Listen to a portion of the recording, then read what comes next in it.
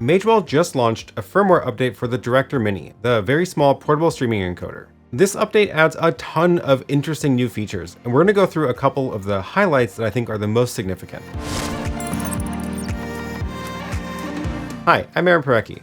I've got the Magewell Director Mini here on loan from their US distributor mobilevideodevices.com.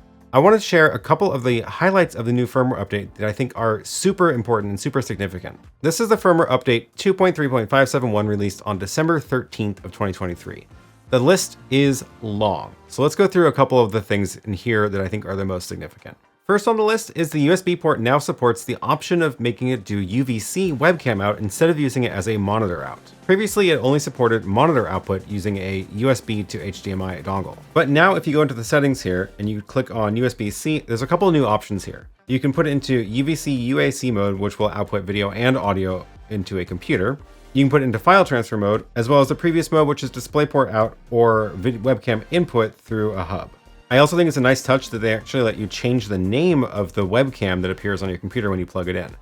Just in case you had more than one, I guess. In webcam mode, it works just like you expect. This is the feed from the Director Mini pulled up in QuickTime. I've just gone ahead and chosen the Director Mini capture card camera, and the video feed shows up here. So as I switch around sources on the Magewell here, it shows up on the computer just like you would expect. And the other good news is the colors do not appear to be super contrasty like they do with the A10 Mini. Moving on, the next super amazing feature they added is the ability to configure this to encode H.265 in addition to H.264. H.265 is a much more compressed and higher quality video feed than you get with H.264, which means it'll work better on lower bandwidth connections or just use less disk space for recording. So if you go up into the streaming encoding settings here, you can now configure your encoder to either do H.264 or 265. So if we're going to go add a program recording scheme of 265, we can actually drop the bitrate way down to like 3 megabit, and we're still going to get a really good quality recording. To give you a sense of the quality difference between the two, I'm going to go ahead and stream this into my studio over SRT using both H.264 and H.265. But we're going to do it with a very low bitrate to see just how good H.265 is in comparison. Over in the encoder, what I'll do is I'm going to go into the web interface and set up the encoder this way. It's just a little bit faster to do it here than on the touchscreen. So I'm going to make encoder 1 encode the H.265 stream at 1 megabit, which isn't going to be great, but we'll see just the huge difference compared to this versus H.264. So we're going to do that on encoder 1, and encoder 2 will do H.264 also at 1 megabit. We'll select this for both of them. And now let's go into the streaming settings and configure these to stream to both of my two Magewell Pro converts, which will receive the SRT feed and output them over SRT so I can bring them into this scene. I'm then going to make a super source here to show you side by side the two video feeds. So on the left is the video feed being streamed from the Magewell Director Mini over SRT, encoded using H.265 at 1 megabit. And on the right is the same feed encoded with the second encoder in H.264, also at 1 megabit. Now, in a relatively static scene, it doesn't look too bad, but as I start moving around, you'll quickly see how quickly the H.264 feed falls down. As I'm moving around, you can see the artifacts are super obvious in that feed. And the H.265 feed looks acceptable for a 1 megabit stream. Another big change they did on the encoding front is adding the ability to stream HLS to YouTube. So if you go and configure the streaming settings for YouTube, you now have the option of course, choosing which encoder you're using, but choosing the ingestion protocol. HLS is an alternative streaming protocol to send video to YouTube. This little chart on the YouTube docs shows the differences between their different ingestion protocols. HLS is the only way you can send an H.265 video feed, which will use a lot less bandwidth for a much better quality.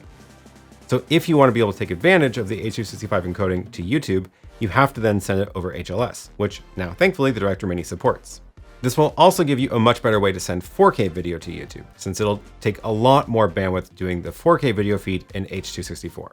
The last major change they did to the streaming protocols is added RTMPS support. S is for secure. It's a secure transport version of RTMP.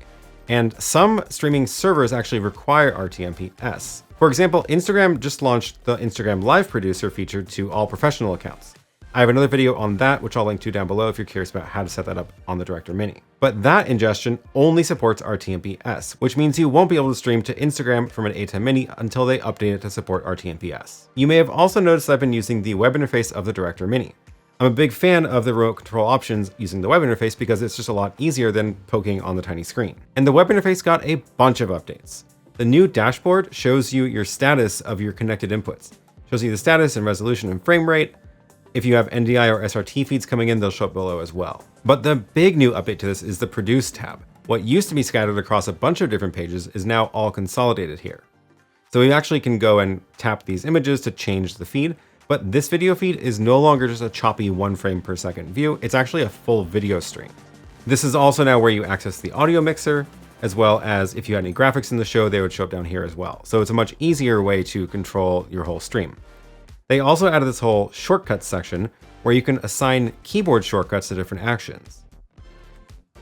I can make a shortcut for camera 1.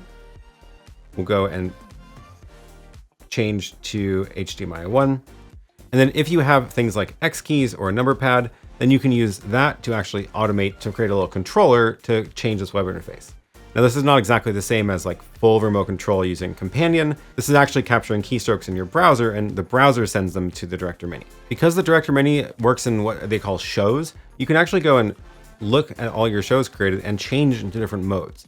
And that actually makes it a lot easier to use this entirely remotely for different purposes. You can create some shows that are in vertical mode, for example, for streaming to the new Instagram Live producer. You can create other shows that are horizontal, or you can create different shows with different sets of graphics. And now you don't need to tap the buttons on the screen in order to change the shows. I can just go ahead and change this from the web interface, and then the physical device will update to match. Also in the show list on the web interface, you can actually export and import shows, which is super handy if you have a couple of these different devices and you want to be able to clone them and have them set all to the same kind of thing. You can actually just go ahead and export this show. That'll download a file that has all the info about the show. And then you can go ahead and import it into a second Director Mini. In the recording setup, you can now also change what you're recording to H.265 or H.264. This is of course matching the same encoders, so it's not like you can record separately from what the encoders are doing, but it does support both formats. And you can toggle each individual recorder on and off depending on what you want to do. Another interesting feature is the ability to connect Bluetooth microphones wirelessly directly to this. So if you go into the Bluetooth menu, you can actually go and connect, you can set it to Bluetooth audio input. It'll actually restart the device when you change it, but then you can go and choose a Bluetooth microphone in order to pair it with this. I don't actually have any Bluetooth microphones, otherwise I would show you how that works. Another new feature in the streaming tab is the ability to actually choose which network interface you want to prioritize for the streaming connection. So for example, if I know that I want to use the Ethernet connection, I can actually force it to use Ethernet first. Or if I know I want to use the cellular connection, but just use Ethernet as a backup, sometimes it actually works that way because if you're at a venue and you're bringing your own cell connection, but using theirs Ethernet as backup because you don't trust it, could be a useful feature. So you can tell it which network connection to prioritize in order to use that streaming connection. There's a ton of other little tiny updates in this list, but it just goes to show that they are continuing to improve this, which is really great to see. This update added a ton of new features and fixed a bunch of stuff in the previous version as well. It's always good to see when a company like Magewell will continue to push out firmware updates that add new features, not only just fixing bugs. So that's it for this video. I just wanted to give you a quick overview of the new features in the firmware update from December 2023. Please give this video a thumbs up if you enjoyed it. And as always, thanks for watching, and I'll see you in the next one.